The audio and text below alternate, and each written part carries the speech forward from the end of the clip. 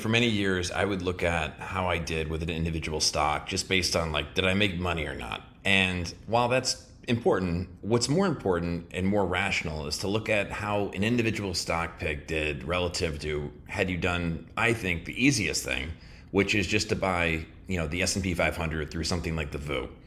And what I've made for myself anyway is a tracker that has some manual inputs, but has part of it that is automatic, where anytime I buy a stock, I compare how it's done over time versus the VOO had I just bought the VOO on that date. And I'm going to walk you through this really quickly, and then there's a link in the Substack post. And if this ends up on YouTube, I'll put it in the description so you can go and copy it for yourself and use it however you want to use it. But it's helped me a lot, and that's why I'm sharing it.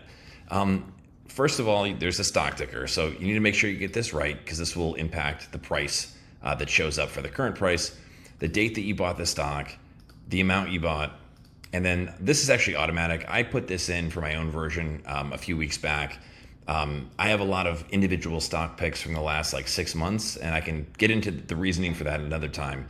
But it's a helpful kind of just feedback loop to remember that unless it's been, let's say 3 to 5 years, I really shouldn't be judging the performance that harshly because, and I've talked about this in the past, if it's been, let's say 11 months since you bought a stock, really the price movement is just noise at that point. It has very little to do with the fundamentals of the business. But like all individual investors or all investors, period, we tend to get too caught up in the short term and oftentimes make mistakes. Oh, this isn't doing well, let me get out of it now. Yet, had you held on for another couple of years, you would have done great. But moving on here, and the next columns here are the delta, and that'll make sense as we get farther in. You're going to put the number of shares you purchased of whatever stock, and that's easy to find if you're going back in time to old stock picks. It's just in your brokerage account. The buy price per share, which you can calculate just by dragging down at this point, because C divided, so C is the amount you bought, H is the number of shares. That gives you your buy price or your average price per share. Then the current price, make sure you check on the formula here because it's a Google Finance formula that pulls in from this quote here. Next, then the current value, which is just multiplying the share count times the current price, your gain, loss, and performance. That in itself, cool, good to know, good to see on a one-to-one basis. You can sort of start to get a feedback loop on, are you making decent decisions? But the most important part here is what you're comparing it to. So I use the VOO as my benchmark. So there's the ticker for that. How many shares I would have gotten had I just taken that same amount of money and bought the VOO on the current price, the price that it was on the day that I bought that stock.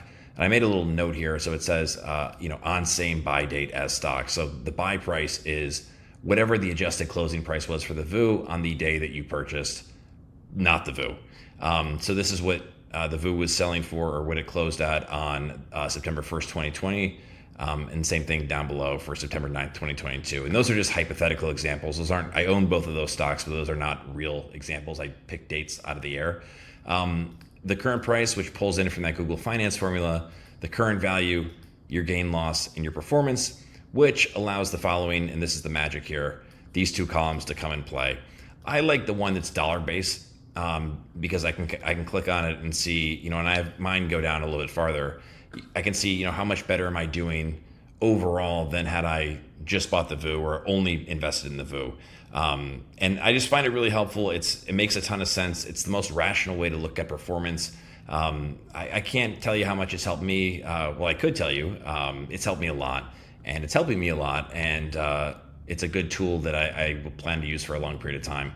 And then there's an instructions tab. So if you didn't find my instructions that helpful, this breaks it down exactly how to use it. If you want to use it, just go to File, make a copy for yourself, and then you can use it however you'd like. And I hope it works out for you and works well for you, and I will talk to you soon. All right, later.